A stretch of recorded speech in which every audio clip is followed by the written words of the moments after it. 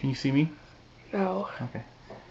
Hey Andy, I wanted to show you some of the junk I have put together that I don't know if you'd call it a bug out bag, but this is what I take with me when we drive up to Oregon because large parts of our trip are in the middle of nowhere and no one's coming to save you. So I try to have, on top of all this, shovels, winter clothes, other stuff. And, you know, we've always been fortunate to have a four-wheel drive vehicle. So let's go over what this is. This is a little MOLLE bag I bought at the local Army Navy gun store. I think I got this for 11 bucks. And what is it for? I call this my med kit. Everything you see here goes in here. You got ace bandages, you got water purification, ponchos, survival blanket, normal day-to-day painkillers, dental floss, which a lot of people don't realize works really well if you keep needles around for stitching yourself if you need to, or somebody else in worst case scenario. It's very strong. It's real strong. On top of that, I can use to tie things and latch things together. On top of that, you got your gauze, your sterile pads, your gauze wrap, sanitation, hand sanitizer, little things for picking needles or whatever out, bandages, anti-diarrheals, painkillers, more bandages, alcohol swabs, and this is a kit I've had for a long time that I use this is for bee stings and snake bites and such. All this goes into here really well. It's surprising how well it fits in there. I'd recommend you get something like this. Okay, so on top of that, I always take a rifle and some rounds because you never know if you get stuck somewhere. You can be there for a few days and maybe you have to kill something to eat. Hopefully you never do. Okay, let's move on to what this bag is. This is, I guess, what you'd call the bug out bag. I don't like that term, but Anyway, in there, I keep the standard Leatherman. This is I think it's only a few years old. It's not the newest one, it's not the greatest one, but it's certainly not the oldest one. So it's got a lot of, it's got the external knives, which a lot of people like, as opposed to the ones where you gotta take it apart. That goes in there. This is actually my day-to-day carry pocket knife. So I like that one a lot. That's what I keep in my pocket right. Standard Marine Corps K-bar. This has been around since World War II. A lot of people have used this. Not this one. Stop laughing, Hannah.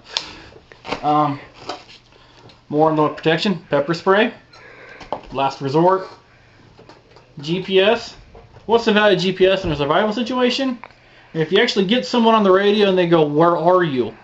Well, you can tell them where you're at, rather than, "I'm surrounded by trees." This is a cool little setup I got. I think this whole setup cost me under 20 bucks. This was probably 8 or 9 bucks. It's just fuel. That's all it is. But here's what makes it cool. You can pick this up off eBay for $10.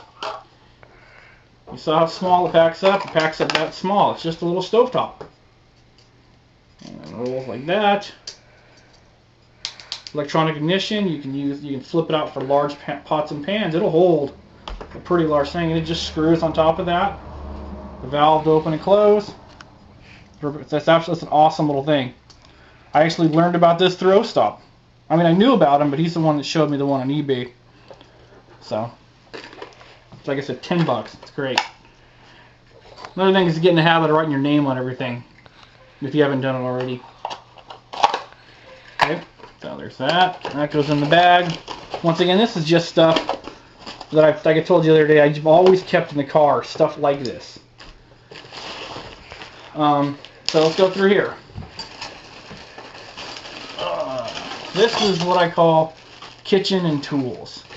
This, I saw you had paracord. Paracord's better than this, so don't change anything there. I need to get some. This is just string. It works, but paracord's better. Yeah. Whistle, compass, temperature gauge, and a lens for fire starting. You could probably get this at Walmart for $1, and if you paid $2, you're probably overpaying, but it works. I honestly never used it, but never know. This is the real deal. This is a nice little compass. This allows you to triangulate your position. This can do a lot of stuff for you. It's got scales.